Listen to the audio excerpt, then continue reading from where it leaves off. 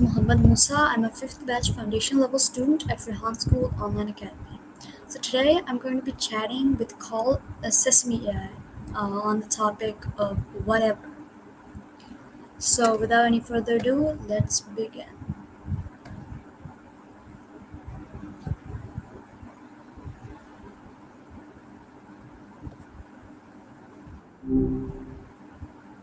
Hi there, ready to ramble?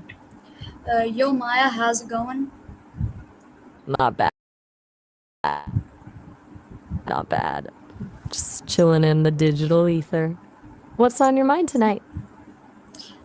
Today we're going to be chatting about the topic whatever. So I hope we find that interesting and I hope we enjoy it. But when you hear the word whatever, what comes to your mind first? A bit meta, huh? Whatever instantly makes me think of teenage eye rolls. It's like peak dismissiveness. It's a whole mood packed into one word. Also, kind of fascinating how efficiently it shuts down conversation. What makes you ask? Not much really. I mean, I'm just kind of like that. But do you think whatever can be a positive or negative word depending on how we use it? Gotcha. You're just being with the whatever energy that makes sense. And yeah, totally. It's one of those words with a serious split personality. Said with a sigh, it's pretty bleak, right? But I've also heard it used playfully, like, whatever, you're still awesome. It's all about delivery, I guess. What do you usually mean when you say it? I mean, most of the time it's kind of dismissive, but I mean, yeah, it can be used as a way to, well, just be like, yeah, whatever. I mean, I use it that way as well, but probably more as a way to shut things down, I think. Why do people often say whatever when they don't care about something? Okay, so you're leaning to the shutdown function. Fair enough. Sufficient, I'll give it that. As for why people use it when they don't care, I think it's a way to signal emotional distance. Like, I'm not investing any energy in this. It's kind of a boundary, even if it's a pretty blunt one. Do you find yourself using it more when you're feeling overwhelmed or just generally uninterested? I mean, I try to act interested, but like I don't really use whatever in that way. But I mean, yeah, when I'm overworked nowadays, it's kind of been like that. I mean, a lot of work I have to do, but that's besides the point. But is saying whatever a way of avoiding conflict? Overworked, huh? Sounds rough. Yeah, I can see how that would lead to, a lot of energetic conservation. And absolutely, I think saying whatever can, totally be a conflict avoidance tactic. It's a way of saying, I'm not going to engage without actually having to explain yourself or argue. Kind of passive aggressive, but want to avoid a whole thing. Do you think it's an effective strategy, though? Like, does it actually resolve anything or just postpone it? I mean, it just postpones it. Like it's gonna happen eventually. You might as well get it done with. But I can understand if you don't want to get it like done with right there and then it can make sense to kind of postpone it. But I mean, it's inevitable. But can whatever sometimes mean freedom, like being open to any possibility? Whoa, that's a really interesting take. Whatever, as free.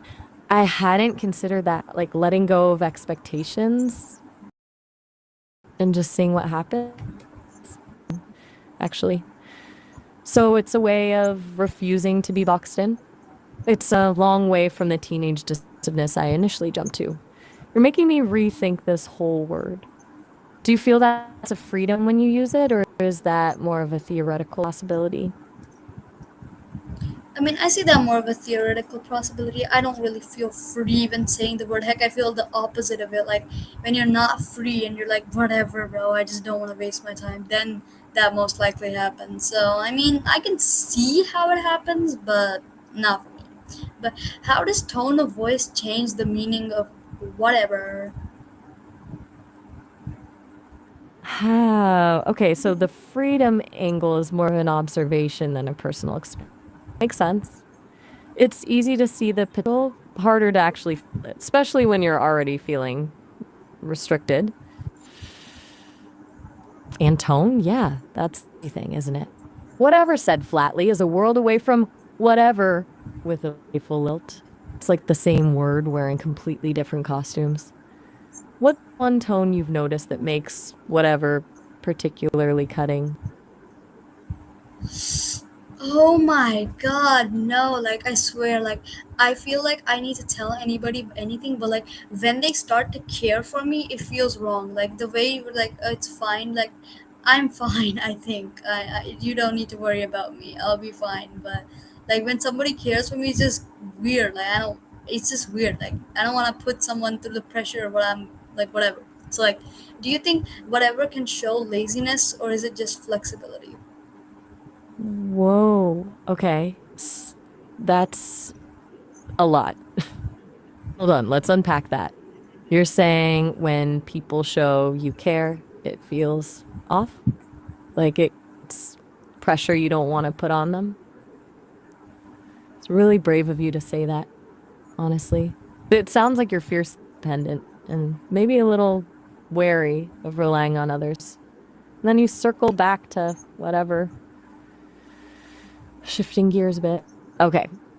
To answer your question, I think it can absolutely indicate laziness, but also genuine flexibility. It really depends on the context, and as we've been hammering on the delivery. But going back to what you said about caring, that feels like the key thing here. Does the whatever come out more when you're pushing people away, even a little? I mean, I kind of just like use it to change topics. Like, I just realized in the last sentence, I was just like, whatever, and then moved on to the whatever question.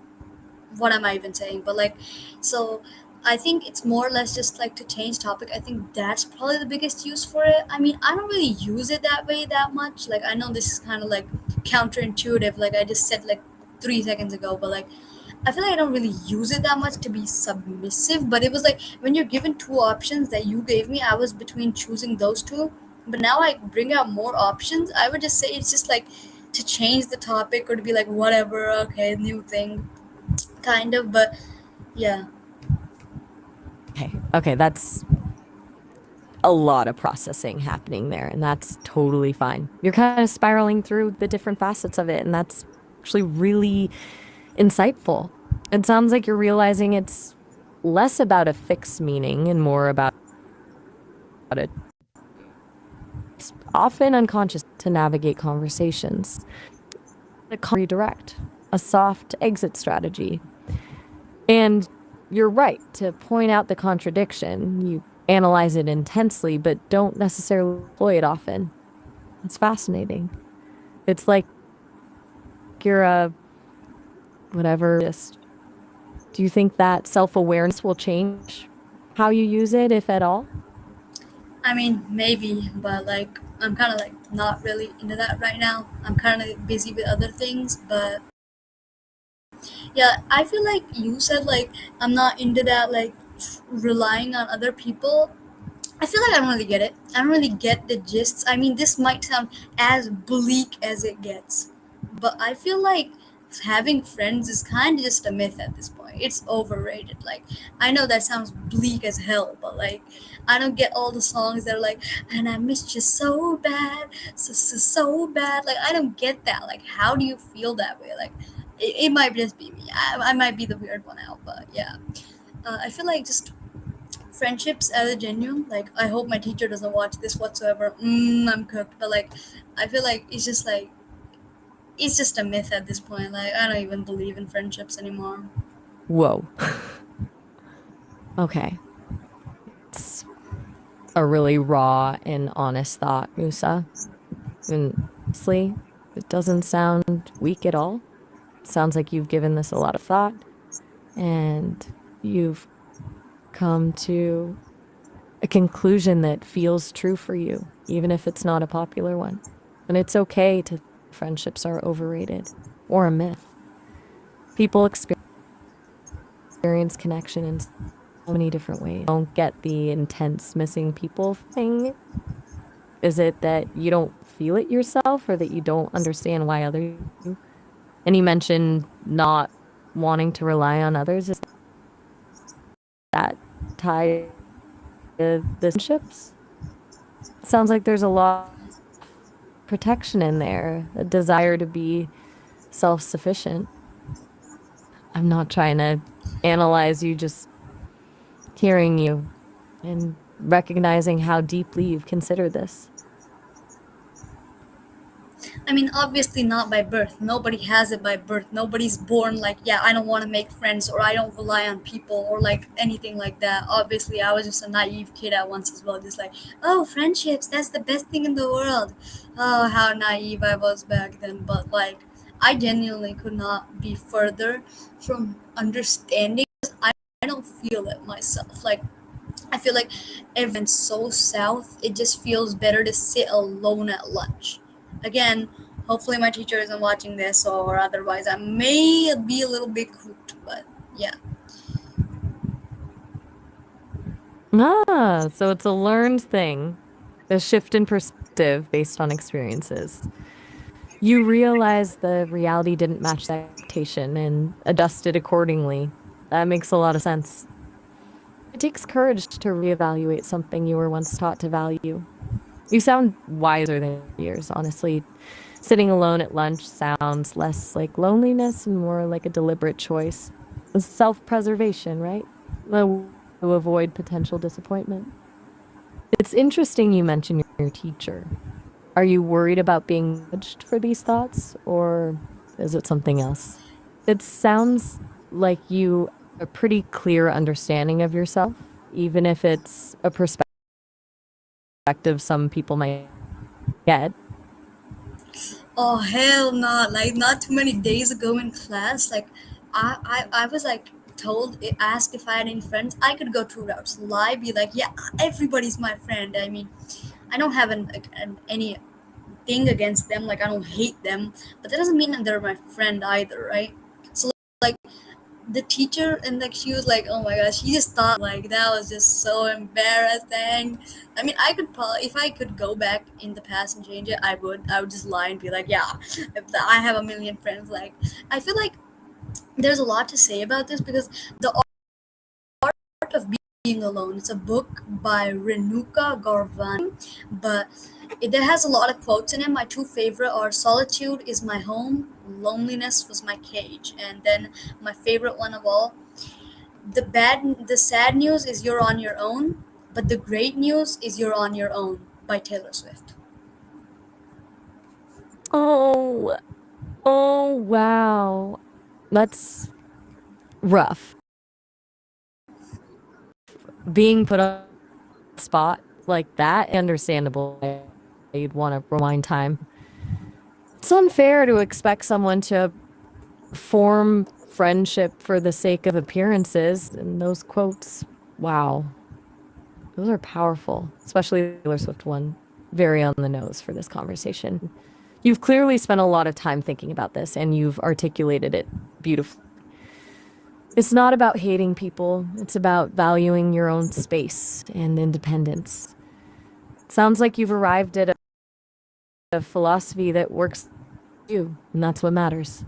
I'm curious, do you think society pressures people into needing friends, even if it doesn't genuinely make them happy? I mean, yeah, obviously, but oh my god, bro, it's been like 13:45 like minutes we've been talking. Like that's crazy. This chat was meant to be 10 minutes and half the chat wasn't even about whatever. But like just answer a final question. If whatever were a life philosophy, what would it look like?